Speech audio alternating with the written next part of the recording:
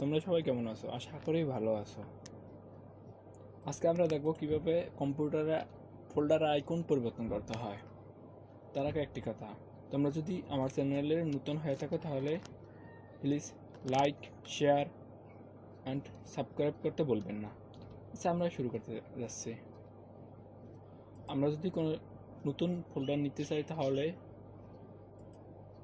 মাউজের right button, তারপর নিচে new folder, এই যে এখানে একটা ফোল্ডার আইকন।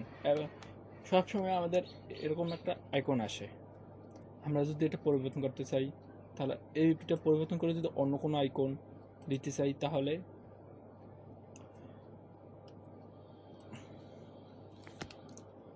ফোল্ডারটা সিলেক্ট করে মাউজের রাইট বাটন ক্লিক করে যে প্রপার্টিস, নিচে প্রপার্টিসে গিয়ে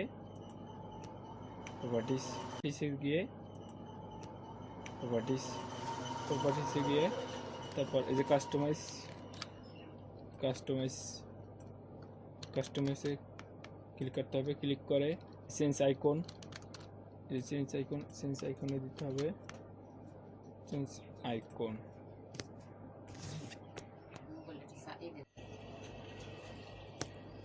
এখানে অনেক ধরনের আইকন আছে, যে অনেক আইকন আছে। এখানে যেটা আপনার পছন্দ সেটা আপনি দিবেন, যেটা ভালো লাগে সেটা দেওয়া যায়। এখান থেকে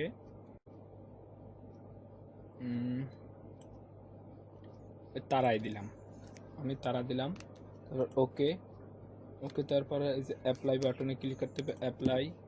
এই যে এখানে দেখেন এসে গেছে, তারপর ওকে। এই যে এইটা আমাদের আগের আইকন কি ছিল আর এখন কি হলো। এখন আগে ছিল অন্যরকম, এখন হয়ে গেল তারা। এই যে আমরা ওপেন করলাম, এখানে কিছু নেই এই ফাইলে, যদিও তাই দেখা যাচ্ছে না কিছু। দেখেন এখানে তারা আইকনটা হয়ে গেছে। তারপর আমরা ভিতরে যাই, যদি একটা ফাইল করতে চাই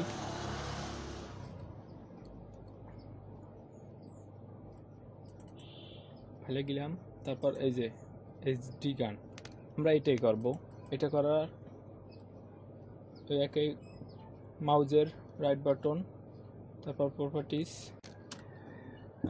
মাউজের রাইট বাটন, তারপর প্রপার্টিস, কাস্টমাইজ, তারপর চেঞ্জ আইকনে গিয়ে আমরা একটা এই দিলাম, ভিতরে যেটা ভালো লাগে সেই আইকনটা দিলাম। এখন অ্যাপ্লাই, ওকে। এই যে দেখেন আগে আইকনটা কী ছিল আর এখন কী হলো। এখন কিন্তু আইকনটা পরিবর্তন হয়ে গেছে, ভিতরে সবাই থাকবে এক, কিন্তু আইকনটা পরিবর্তন। তারপর আবার আমরা যদি এটা চেঞ্জ করে এই যে পিকচারের আইকনটা দেই তাহলে দেখেন এই পিকচার হয়ে গেছে।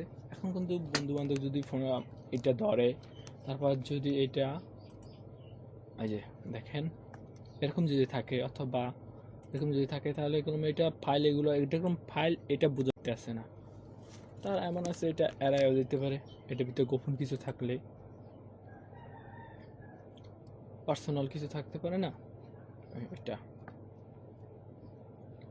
এটা পরিবর্তন করতে গেলে আবার মাউজের right button, properties, customize, change icon.